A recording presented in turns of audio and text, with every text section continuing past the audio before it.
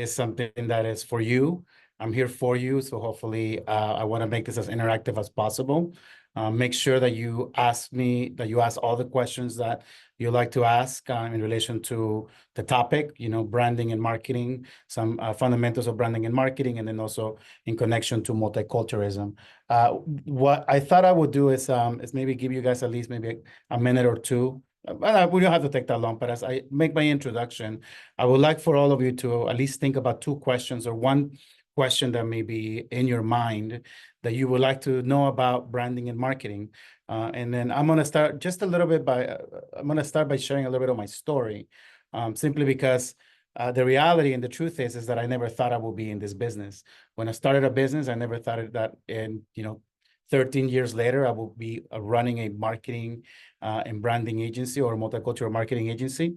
But through my desire to fulfill my purpose, which was to help to connect organizations to communities in meaningful ways, and also in my desire to become a successful entrepreneur, I understood that the two fundamental components of what makes successful entrepreneurs is a true understanding of marketing and innovation. So I truly want to encourage all of you to spend as much time as you can understanding all the fundamentals of marketing beyond what you are going to hear and learn from me today, and then truly understand what and in what ways you can be innovative with your product, your idea, or your service, because those are truly the main components of what every book that you can read out there teaches you, right? It's always about marketing, and it's always about innovation.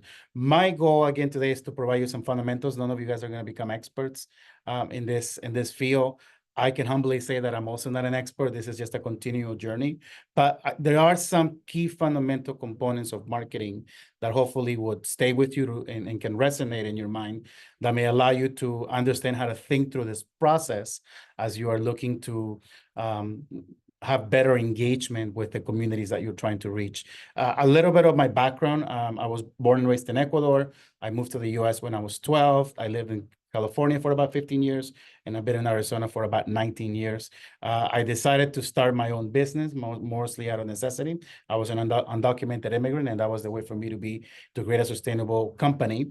My passion has always been behind advocacy, primarily with underrepresented, underserved communities. And all of this led me to a desire of wanting to, again, help companies make a stronger connection with the communities that they wanted to serve, particularly Latino, Hispanic, because I saw an opportunity for them to look at marketing through the lens of social impact investment. And that's what Noble does. I now run a team of 11 individuals, and we are doing work from in different respects, everything from transit-oriented communities to youth empowerment to financial institutions. Actually, 90% of the clients that we support here with marketing and branding are non-for-profit organizations that are wanting to understand how to better connect with the Latino and Hispanic community. So in the art of marketing, I think one of the most important fundamentals are always understanding how to be a good storyteller. So I will highly encourage you to understand how you can become a great storyteller. But one of the things that a lot of our customers come to us, and a lot of people that look for marketing resources, they typically start with clarity. So you kind of have to look at marketing as the back end component of the work that you do. The first component of the work that you have to do is get clear, and this primarily would tap into these components of branding, because you have to understand how to tell your story in a way that it would allow you to make a meaningful, deep connection with the customer that you're trying to serve. And part of that story narrative component starts with your purpose, right? Authenticity is important. If I was to sit with you individually and you ask me, Carlos, can you help me develop a marketing or branding strategy? I would start with that question as far as, well, why you? Why did you start this business? What was the motivating factor that led you to feel that you wanted to start a business and that you wanted to help people, right? So getting clear on those components are truly important, because those are one of the instrumental aspects of what you're going to have to communicate with your audience. And if you're not clear in the way that in your purposes and your story, and the values that drive you, which are the values that you transfer into your brand, it's going to be very difficult for the person that you're trying to engage to connect with that with that value proposition that you're trying to transfer to your customers. So I'll encourage you all again to go back to purpose, to go back to reasoning, to make sure that you outline values for your organizations or organizational values, and because these are going to be fundamental things that you're going to have to transfer to your customer, right? So the art of marketing. So to excel in marketing, again, I go back to this component of becoming a good storyteller. And I'm going to share with you some resources and books that are going to allow you to understand how to tell that story. Communication is a key component of that, but also to be clear on the component that you are not in business for yourself. We're all in business for yourself, but you are in the business for your customer. So the more that you can understand in the deepest and fullest level, the customer or the profile of the person that you're trying to impact, the easier it's going to become for you to understand how you can help them. And the easier it's going to become for you to understand how to develop communication strategy that speaks to your client in a way that resonates, right? And I think that's where a lot of entrepreneurs at the beginning, this is something that I struggle with at the beginning. As a passionate entrepreneur, I wanted to communicate the things that I thought move me and inspire me, and it was all about me and my vision and my passion, and I was missing the gap because it wasn't about me. If you want to think about being a good marketer in the context of what I share with you, which is being a good storyteller, you have to understand that you are not the hero of the story. And a lot of us sometimes make that mistake of kind of putting ourselves in the middle and thinking that we are the heroes that is here to save the day for our customers. And we are not the hero.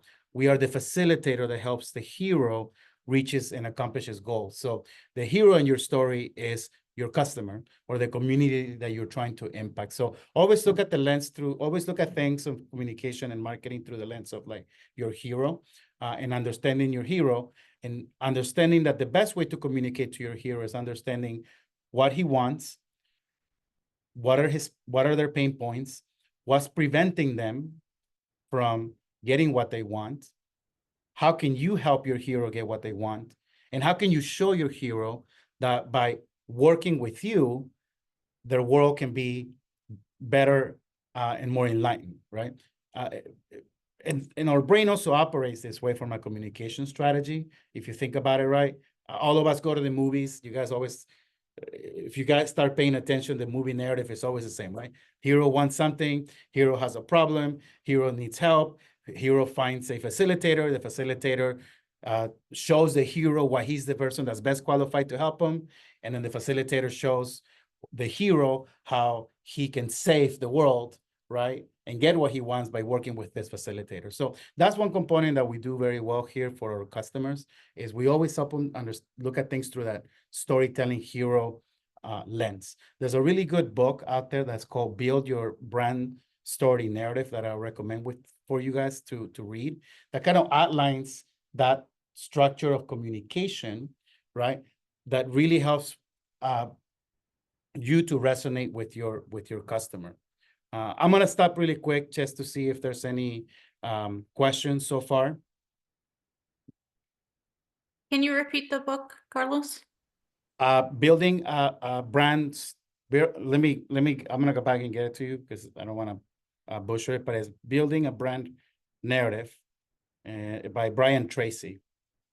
Let me, and I'll find it for you guys right now so that you guys have that as a resource. But again, that's just a great process of your thinking and how you develop communication strategy, right? So let's talk a little bit about branding. So a lot of people sometimes, a lot of us struggle with this component of understanding what branding is. And the way that you have to look at branding is, I don't know, I'm not familiar with who is in the room and what stage you're in your business, but branding is simply the component of like how you want to conform the relationship with your potential customer.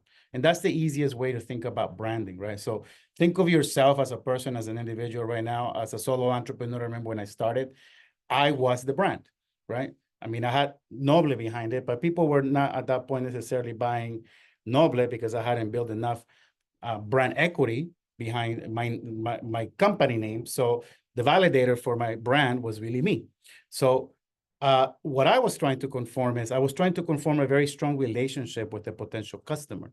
So you have to think of your brand and branding in the sense of like, what are the things that are going to help you to conform the kind of relationship that you want with your customer, right? And I keep going back to making sure that you have alignment with your values and your story and your narrative, because as you develop communication strategy, you have to look at this through the lens of saying, my brand component is really about me building a relationship with this customer. My branding is really focusing on expanding my reputation and building trust with this particular customer, right? So that's the best way that you can look at branding. And again, and branding is about reputation, right? Branding is about an invitation to say, hey, guy, like what we do, right? We invite our clients into our brand narrative that says, do you want to make a meaningful impact and create a meaningful connection with the communities that you're trying to serve? Well, that's Noble. That's who we are. That's the narrative of our brand in which we're trying to invite you on, right? So think about it through that lens and in the way that you are conforming relationships with your potential customers, right? And branding is, from the lens of branding, the things that you always have to be mindful about is be consistent, right? Always be consistent with your brand. Remember that reputation matters and consistency is important. Again, as a person, you have a particular brand, you have particular features, particular ways of being and your personality, and people have an expectation, right? Because all of us as customers, well, part of the feeling that we want to obtain when we consume through a brand is trust and safety, right? And your brand has to be outlined and consistent because the customer has that level of expectation in order to get those intangibles that we all need about like safety and consistency. So one exercise that I would recommend that all of you guys do if you haven't already is, again, outline what are the perimeters of your brand, from what is the voice of my brand, what is the tone of my brand, what are the values of my brand, and how do I want my brand to hold a relationship with the consumer that I want to interact with, and then outline that as a document. So then you can operate under that document in a way that is consistency, because that's consistency is what's going to help you be able to build a reputation in the marketplace. Another benefit of being able to develop a brand guide, okay, is that it allows you an opportunity to also play brand defense. So each of us have our own in-centric values, right? So for example, if I'm a person that incentrically look for relationships that are fair, if I ever recognize a person that doesn't align with my strong value of fairness, I know that that's not a person that I want to interact with and build a relationship, right? So it's the same thing with the brand. Is once you have clarity in outlining your brand values, and I will recommend that you at least identify 5, that is going to help you to play brand defense. So that now you know, as an example, what are the type of customers that you want to interact with, and what are the type of customers that you potentially don't want to interact with because they simply don't align with your brand. This is something that I learned from a mentor that told me not all money is good money. And the worst thing that you want to do is be in a position where you are completely out of alignment with a customer, out of alignment in your values, because most likely they're the customer who's never going to be satisfied, is going to be a headache for you. And by the time you're done with the process, they're going to go out there and tarnish your reputation, right? So again, look at your entity, look at your company as a living entity, as a person. Look at it as like it's your baby, right? And you have to guide your baby, and you have to give your baby clear outlines of how he needs to behave, the type of friendships that he wants to build, the type of values that he needs to display in the community. And your job is to protect your baby. And if your baby ever behaves out of the values that you have set for your brand, then you got to pull it back, right? Or if your baby is ever hanging around with other kids that don't behave within the similar values, then you got to tell your baby like, hey, this is not the best play for us to play because it's out of alignment. And your customers are also an expansion of your reputation, right? So if you think about it, I know I see, for example, here, Local First Arizona, you guys have very clear outlined values in relation to what you stand for, why you believe. Well, your members are an expansion of that value, of those values, of that brand. You know, as an organization like yours, I'm a member. I stick your brand into my window, which is an expansion of my values through your brand, right? That is basically solidifying the fact that I believe and I stand for the same values that Local First does, and that's why I'm a member, right? Now, imagine all of a sudden Local First starts, Local First is an organization. I'm speaking Local First as an example, if I may, but Local First is an organization that advocates for local economies and local businesses. Imagine all of a sudden Local First decides to take money from Walmart, right? And all of a sudden it becomes corporate. I will be like, wait a minute, that is completely out of alignment with my values and the things that I'm trying to do and the things that I'm trying to represent and the things that I'm trying to advocate for, right? My immediate reaction would be, I will go out and peel that sticker out of my window because it's no longer in alignment with my brand and my values. And that might mean that my customers may perceive like, well, is that what you stand for? No, that's not what we stand for. So it's very important to be clear on those components of your values, your purpose, your mission, protect it as much as you can. So much of more, I spend more time playing brand defense than I do anything else, because just like you do with your personal relationships, that's extremely important. So in any case, I give you that example again. Make sure that you outline a plan to understand how to build a relationship with your potential customer. Again, we're all relational, particularly when we're solo entrepreneurs. The whole component of our business starts with relationships. And as you interact with the relationship with your potential customer, the key is awareness, right? Be aware as far as like, what part of how I'm confirming the relationship does my customer appreciate? What part of how I'm confirming the relationship do I appreciate? What is helping me on how I'm interacting with my client to expand trust that allows me to do business? And all of those things are things that you pay attention, take note, and you simply transfer into the process of your organization through your branding, okay? And also with branding, make sure that you are always relevant, right? Is what the CEO of Disney say, right? That Disney did a big turn in their process of branding because they had to understand that they couldn't tell the same Cinderella story, right? We live in a world where that story is no longer relevant, right? The whole idea of the princess being saved by the prince. And that's why they came up with a new format without reviewing, without disrespecting the brand and taking the brand to another, to an edge. They were able to just reform the story to be relevant. So I share all those things because I'm going to share with you some marketing principles. And before I share that, I also want to encourage you all to know that marketing requires risk. So don't be afraid to take risks, but please first do the homework of developing at least some strategies to understand your rails so that you can be consistent and you can take risk in the way that you're trying to market and engage with your potential community or customer in a way that at least has rails and it has consistency, right? So within a particular perimeter, you're going to have to take risks and you're going to have to experiment and you're going to have to truly pay attention to what works and what doesn't work. What I see a lot of the mistakes that I made at the beginning as an entrepreneur was that I was building content for the fact of building content, right? I will go out there, I would think like, oh, look how pretty it looks. I love it. So if I love it, everybody's going to love it. And then I will go in there and maybe nobody was interacting or engaging. Nobody was truly participating in my marketing, but so that's not effective marketing, right? Marketing has to work. And then the component of marketing that is key on the process is there's two main functions, right? Marketing and selling, right? So you have to market to sell. And a lot of us sometimes market for the sake of marketing, but are not able to measure that the marketing efforts are working because we're not truly measuring that the marketing is yielding results and on the time and the money that we're investing. So be very clear on what is that call to action and be very clear on how you're going to measure every aspect of the marketing effort that you're putting out so that you're not just feeling that you're checking the box because you're just marketing for marketing, right? So here are 3 marketing principles. Again, be sure to experiment within these principles, but one of those components are you have to be relevant, right? Are you relevant with your marketing? And by that, I mean, does the relevance make your product or idea meaningful to your customers' lives and operates?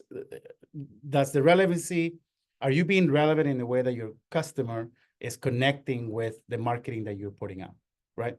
And to be relevant, you have to think about it through three pillars, right? So is it functional, right? So what problems that are you speaking about the problem that you are solving with your business, right? Is it cultural? So does your brand align with today's values? Or are you trying to, are you in alignment with what's culturally relevant today in our society? Or are you speaking about old values or things that potentially don't exist or are no longer relevant, right? Uh, and and are you social? So is your product or message share worthy, right? So and from a functional component, as you look at being relevant, it could be, so let's just pretend that you sell coffee, right? You're in an afternoon slump, stop by your coffee shop and get wired up.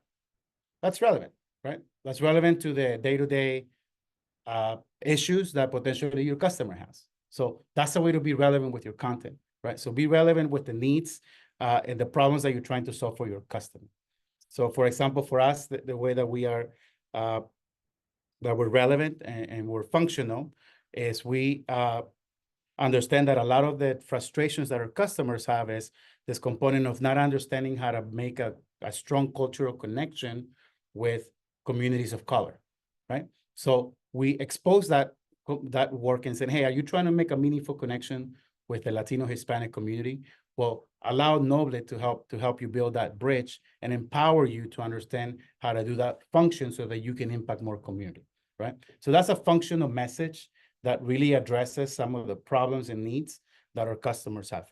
From a cultural, again, that's your brand aligned with today's values and the things that are existing. How many of you guys, I'm sure most of you guys are familiar with the brand Gap. I'm gonna age myself, right? I'm 46, and then the component of Gap was very popular because the way that they were aligning culturally, they were the rebellious brand, right? They had this whole marketing strategy where if you wore Gap, what you were trying to display was this idea of being a sort of a rebel, right? A preppy rebel, if you want to call it.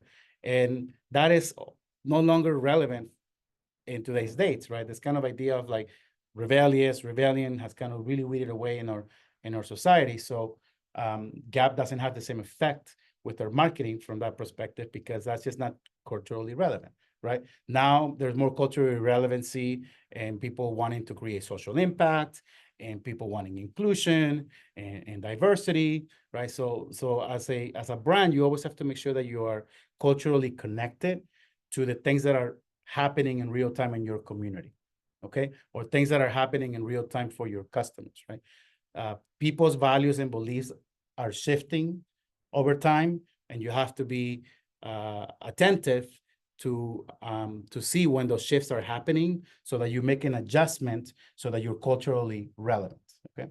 For some of you who are, again, particularly interested in serving multicultural communities, again, culture drives everything. So one, you have a direct insight if you're part of that culture because you understand, like, people eating more tacos or burritos, right? Is it the fried beans or is it I'm just giving you an example, right? But what's culturally relevant or what things are impacting pop culture in which we can create an alignment with our brand and our customer, and again, that we being relevant. And then most importantly, make sure that your content is share worthy. Top of mind always wins, right? But I will encourage you to really experiment and try to work on messaging and your marketing in a way that you begin to track the amount of times that your content was shared with other people, right? That's really when you begin to gauge, oh, my content is being engaged, and not only is it being engaged, but my content is being shared, right? That is, impressions are extremely valuable because that keeps you top of mind, right? So the more people see your brand, the more relevant you are, the more culturally connected you are. The idea is that we spend a good amount of time and effort in our own branding with Noble, most of it so that we can remain top of mind, so that whenever the need of our customer appears, right, they're like, oh yeah, Noble, right? And we are creating intentionally, we're creating a narrative of growth for growth in the way we're helping our partners, because that's helping other individuals who might be out in the market say, hey, I see that Noble is doing some great work with some of these organizations and helping them reach their goal. So we're very intentional in marketing the success that we are helping our clients achieve, right? Because they're our validators. And we have a lot of proof now where a lot of agencies have come to us and said, hey, Noble or Carlos, I see that you are doing some great work out there with 1AC Credit Union. They're one of our partners. I see that you guys are so active with them. We're trying to do the same thing. How can you help us? Great. That is an attribution of us being able to tell the story of the work that we're doing through our partners, and then doing it consistently enough, because sometimes a lot of this customers come to us and tell us that they've been following our journey for the past 8 months. We have a partner that's been following our journey for the past 2 years and sort of like waiting to see, oh, these guys, I see their growth. I see how they're impacting their customers. I see that they're doing good work. I see that they have been able to maintain their businesses in the marketplace for a good amount of time. Now I feel that I'm willing to take a risk with this individual company, product, or service because they're proving themselves in the marketplace, right? So again, make sure that you are constantly telling your story, and make sure that you are being relevant. And again, through relevancy, always ask yourself, is it functional? Am I making a cultural connection? And is it shareable? Social media, guys, there's a key word for you guys, is social, right? How many of you guys go to social media to find ads and buy stuff? Very few of us, right? We go there because we're trying to get distracted, or we're trying to get value, or we're trying to be entertained, right? So a good formula that we utilize is 80% of the time we're trying to be we're really working under those 3 parameters of, are we entertaining, are we creating value, right? Or are we informing? And then 20% of the time we'll try to spend it on specifically telling people what we do and the offerings that we provide to help companies, right? But we really utilize social as a way to maintain a relationship with a potential customer, and also as a way to keep our customers, because all of our customers are in social media now, so a way to keep our customers also informed of like the exciting things that we're doing, and also as a channel of distribution to potentially attain new customers. But keep it in mind that when, and there's different channels for different things, right? Instagram, I guess, is a lot more social. People want to interact. Make sure that you create content for interaction. Part of that could be doing surveys, asking questions. People love to give their opinions, right? So anytime that you ask for somebody's opinions, people jump in right away like, oh, I want to participate. Sometimes, you could even do raffles. You could ask questions in relation to like, hey, guys, this is the type of organization or business that I do, and I'm trying to learn how to, I'm trying to survey people out there about like how people feel about a particular service or a product. What experiences have we had with other companies in relation to financial planning? I'm just throwing something out there, right? And then immediately people will interact and tell you like, well, I don't really like working with financial planners because I feel all they're trying to do is sell me something that I don't need. Great, that's great feedback. Well, right now that allows you to begin to conform a relationship, and that allows you for people to begin to engage in potentially some of the pain points that they're feeling behind the offering that you're trying to create. Let your customer inform you is what I'm trying to say, right? The component of marketing is very easy if you truly understand your customers' needs, wants, and pain points. So first fundamental is make sure that it's relevant, and I spoke about that. Second fundamental is, and here's where we see a lot of organizations make an error, is make sure that it's easy, right? How easy are you making it for your potential customer to buy or interact with your product? A lot of us have websites, and we build websites that are overly complicated and not functional, and don't have a very clear call to action. So as I step into a lot of websites, a lot of them look pretty and have a lot of color, and they're telling me all the story, and it says like, listen, man, I'm just trying to understand whether you can help me with my problem or not. And instead, you're kind of giving me all this pretty stuff, and you're telling me your rewards, and it's like, even then, sometimes I'm like, okay, I'm interested, but now I'm like, well, where do I go so I can make an appointment? Or where do I go so I can buy your product, right? So with all of the marketing components that you build out, make sure that you always have a clear call to action, but always make sure that it's very easy, okay, for people to buy your product, connect with you, or reach out to you. For example, if you were to go to our website at wearenoble.com, you will notice that in the interactive of our site, we have a button for people to make an appointment laid out 3 times in our website, right? We're literally making it simple and easy for people to come in and say like, oh, I read the first paragraph, I'm ready to reach out to this guy. Boom, make an appointment. Or maybe it takes you to the second layer. Oh, I'm not ready yet, but in the second layer, maybe you made a decision. Great, make an appointment. And even at the bottom, we make sure that we add that make an appointment button. Another key thing that you may want to outline in your communication is, so a lot of us like to know the process of engagement, right? So let's say that I feel like pretty convinced that you can help me by providing me a product or a service. But now I'm trying to understand, but what does the process look like in the way that I engage to potentially do business with you, right? So communicate that process to your potential customer by letting them know, hey, so now that you're excited about our organization and then what we have, here are the steps. 1, make an appointment. 2, we're going to assess what the issues are. 3, we're going to come up with a plan. And 4, we're going to make sure that we now customize the product and services that you need in order for us to meet your need, right? So that really breaks the barrier a lot of times for people, because they said, okay, well, now you have outlined clearly the process of how we are going to do business together, right? And that typically what it helps people, it helps with people's anxieties and knowing like, how is our transaction going to be? Are you going to come in and try to sell me immediately? Are you going to, are you going to ask me questions that are uncomfortable? Like how do we interact, and how is it that we're going to conform the relationship? And those are things that I would recommend that you laid out clearly in your website. In the first interface of your website, again, you want to very quickly articulate your value proposition. You want to articulate that you understand your customers' problems really well. You want to build credibility in the face of that potential customer so that they know that you're the most qualified. You want to and part of that credibility building is potentially showcasing other people that you have helped, some testimonials or other brands. And then fourthly, you want to have a process for them to engage and a very clear call to action so that they can come in and buy your product. Okay. Any questions so far? I know I'm giving you guys a lot. Let me see here. Tacos and burritos, AR. Okay. And then the third one is distinctive, right? What makes you stand out and stay top of mind? So again, 3 fundamentals of marketing is be relative, make it easy. And then the third one is be distinctive. And your distinctiveness can be set up in different ways. Your distinctiveness can be set up in the way that you communicate with your potential customer. Your distinctiveness can come in the way that you tell your story. The distinctiveness can come through your visuals, right? There's a lot of people that utilize very bright colors or do things that are a little bit offshoot to just stand out.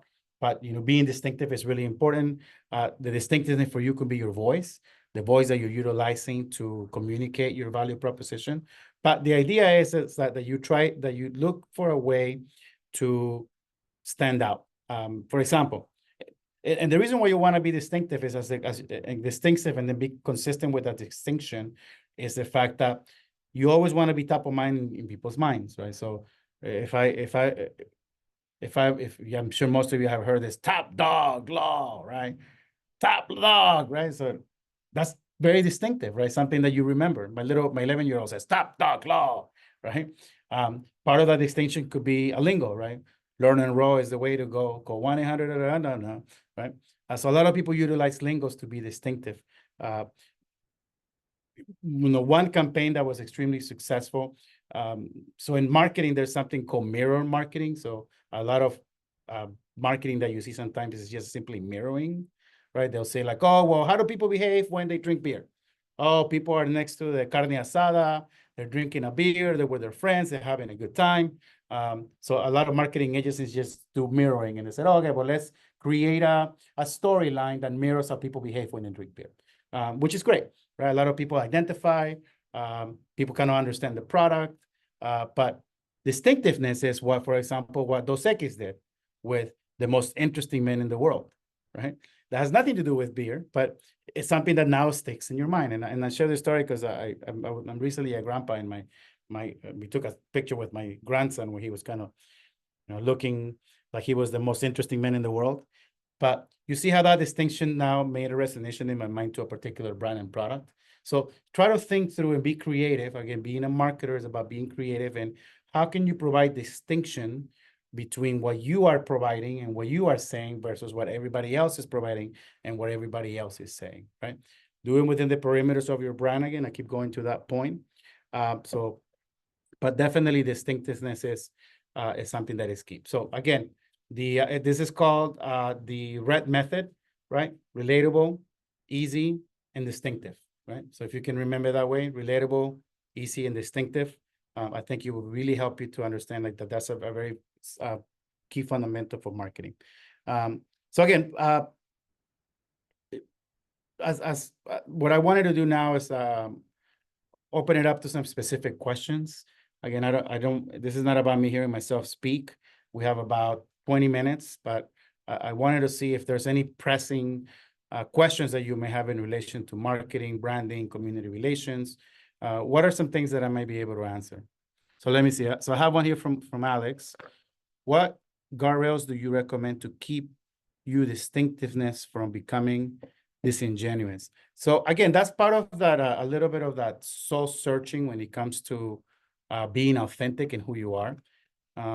So never do anything that you feel authentically and genuinely is out of character with the person that you are, right? You really have to embrace your genuine self, your authenticity.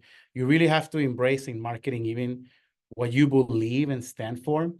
There's nothing more powerful than being able to communicate from the heart, like, here's what I believe, here's what I stand for, here's who I am, and I'm gonna develop every kind of expression in my marketing to be reflective of that. So the biggest way that you can avoid making that mistake is feeling like, I see that Carlos is doing this, and it seems like people are really engaging and it's working for him. Now I'm going to try to imitate that campaign and do something that's completely out of alignment with who you are, right? So authenticity is a very strong foundation to make sure that you never come out as disingenuous, or that you do something that may harm the perception of the people around you and the people that you're trying to engage, right? And as all of us are consumers and all of us are in social media, we have an instinct for understand or for feeling and sensing where people are just not genuine, or people are just bluffing their stories to try to be someone who they're not, right? That's more harmful than helpful. So I highly encourage you to remain within the component of authenticity, and to do things that are comfortable with you, do things that are real to you, and do things that are in alignment with your beliefs and your values, which again, like as solo entrepreneurs, right? Most of us, when we conform the values for our brand, they typically are values that we are transferring to our company. Right? So they're always in alignment with who we are. So how do you find balance between distinctiveness and relativity? And how will you know any examples? What? Okay, so Mulunda, I believe I touched on that again. So the balance between distinctiveness and okay. So how do you find balance between distinctiveness and relativity, and will you know of any examples? So again, with being relatable, it's about being able to be relatable to the wants, needs, particularly the aspirations of your potential customers and the people that you are trying to connect to. So this is why it's so important to pay attention to our customers. A true component of that's going to make you a great communicator and marketer is like, you have to fall in love with your customer. You have to understand every aspect of like who your customer is, what moves them, motivates them. And trust me, like most of us as consumers, we consume brands. A lot of times they have nothing to do with the commodity that we're buying, right? So a shoe is a shoe, a coffee is a coffee, right? Like, why people pay $4.45 for a Starbucks coffee when you can potentially get the same product at Circle K? It's because of the idea that the brand transfer when you carry that coffee cup around you, right? It's this idea that validates, oh, this validates and it makes me relatable to the fact that I am a person that is either busy, sophisticated, and can afford to buy Starbucks coffee, right? So that's a component of how brands understand the wants and needs of their customers that are, some of them are tangible, like the need to drink coffee to get a boost, or simply because you love the taste of coffee, and then the need to connect to a brand that helps to expand the idea of who they want to be, right? So keep in mind that part of what you're serving in your product and service has to do with intangible desires or validations that the customer wants through a brand. Again, a car is a car. So why do people go out there and spend $30,000 to $40,000 more on a BMW when a Honda Civic can do exactly the same thing, right? Now, obviously, there's differences in features and performance, but at the bottom line, both cars can get you to the same place, right? But it's about the idea that BMW has built this sophistication behind their brand that allows people to feel successful, like they've achieved. And for some people, it's about the fact that they want to feel like they're snobs and they have more value over other people, right? And there's some people that need that validation, and people do look to find those validations to products. But again, BMW as a brand understands that really well. And they always look to be relatable to the aspirations of those clients, right? And the way that they look to be distinctive is different. So the way that they look to be distinctive is by the advertisement that they are the ultimate driving machine. You know, if you ever stepped into a BMW dealership, you know, the way that they do the displays at a high level, the way that the vehicles smell, you know, there's all these components of distinctiveness that the brand looks to advertise to stay relevant and showcase themselves different than any other brand out in the marketplace. What other questions can I address?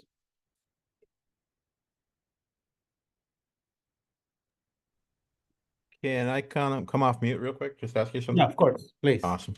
All right, so Carlos, I gotta say, like, you make it look easy, right? The Novolit brand is just so recognizable. I see an event pop up, and immediately I want to be there because I know people that I relate to are going to be there, etc. How often do you look back at marketing campaigns, messaging, and say, okay, we need to shift, we need to adjust. This was relevant, this wasn't. We had this much engagement.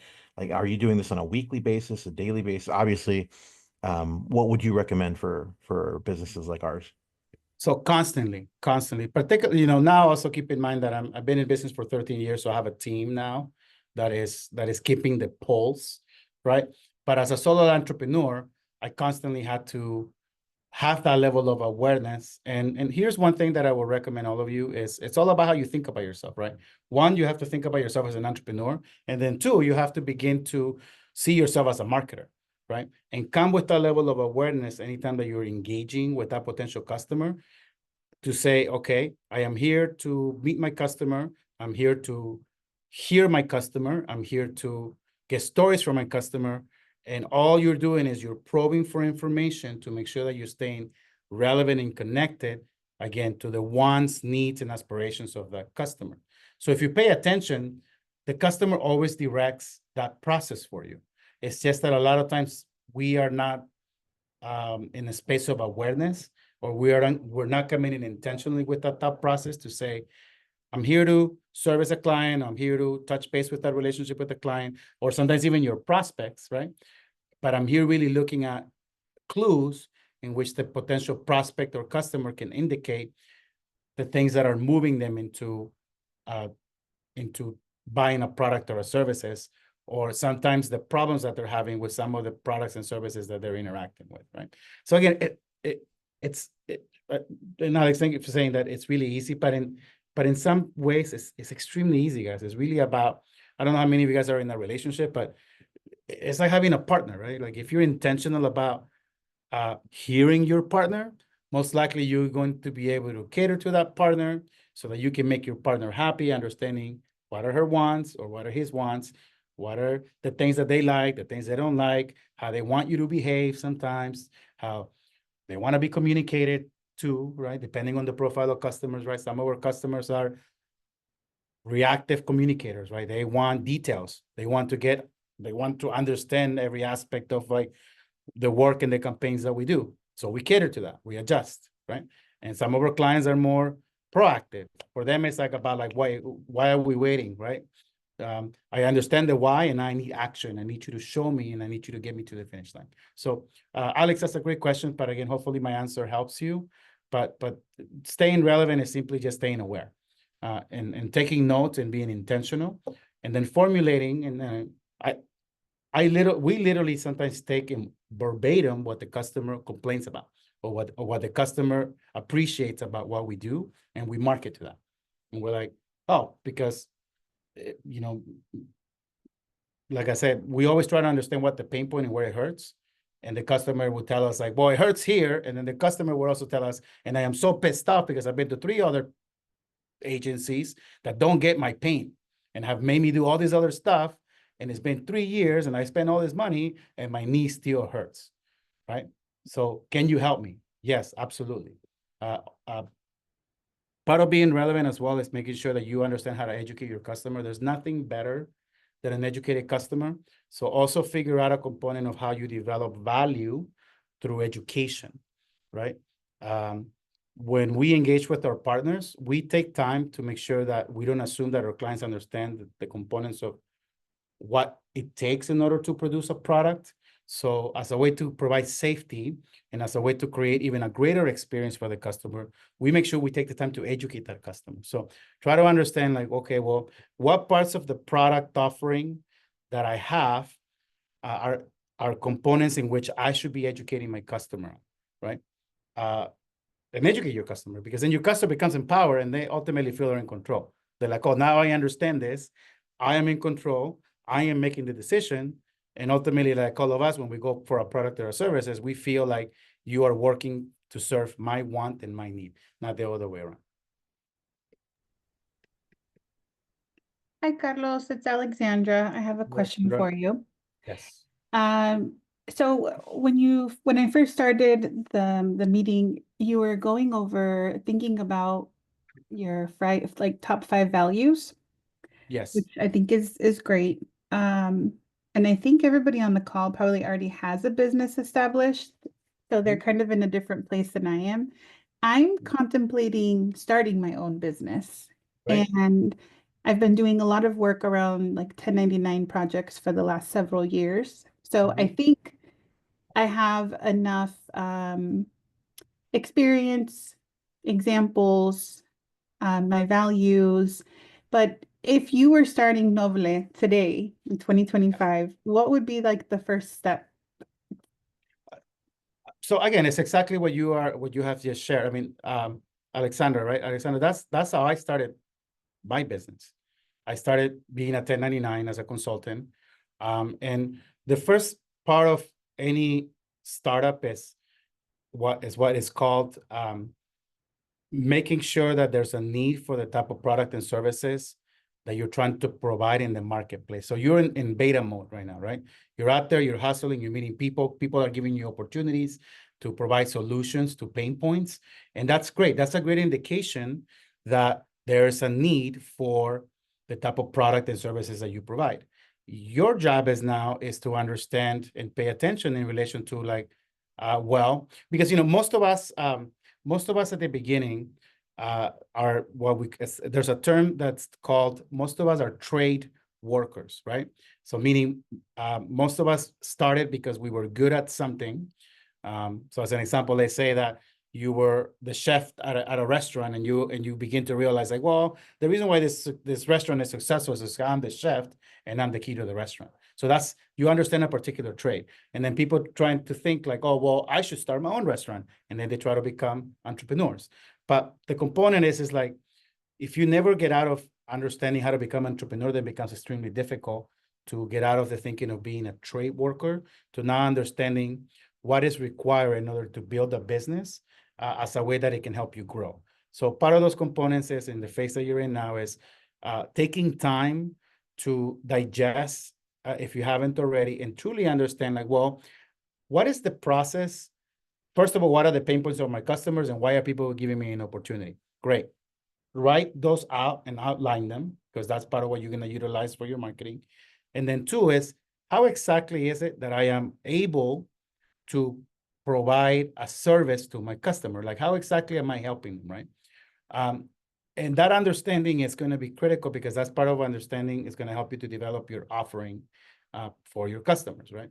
So again, Alexandra, I don't know much of your background, but potentially right now, most of us, like me, I knew that I could help people solve a problem, but it took me a while to quite understand, like, well, what is my methodology? What is my process? What's the science behind how I'm able to help this particular customer? And once I sat down and went through that exercise of saying, like, oh, what helps me to solve this problem is the fact that I have great communication skills. And through the communications, I believe that communication should be built this way. The second component was that, hey, I'm a great connector. Well, I go about making connections and helping them build relationships in this way. Oh, I can do this for the customer. I can do that for the customer. So you begin to build your offerings with more clarity, right? So that will be my suggestion to you is, like, really pay attention, try to take as much notes as you can. Go back to your existing customers that are happy and ask them, like, hey, Mike, what do you appreciate or value most about working with me? And you may be surprised, because some of them may not tell you that is your service, but you know what I love about you, Alejandra, is the way that you have built a relationship with us, and the way that you truly took the time to hear my problem, show me empathy, and the way that you went about helping me. Great. A lot of people sometimes are not focused on the fact that you are able to provide a service, but it's more about, not able to solve sometimes even the problem, but it's more about the relationship. So now you know, like, oh, that's your competitive advantage, right? Like that customer, there's probably a lot of other customers out there that are feeling the same pain. And now you know that what you're trying to do is find other people who are in need to have a close, meaningful, structured relationship with a consultant that can help them serve X, Y, and Z. So much of what we do here, or so much of, I think, what our customers value, honestly, is the relationship that we build with them, the way that we empower them, right? Yes, there's a component of the tangible aspects of the work, which we know we can do, but so much of what they value is how we conform the relationship with them, and that's what makes us different, right? It's the fact that as an agency, we're just not trying to take their money and just say, like, oh yeah, we can help you. You know, we're extremely honest with the process, and a lot of people appreciate that, and that's why part of what people are buying. Alejandra, does that answer your question? Yes, absolutely. Thank you. I appreciate you. Okay. Any other questions, comments?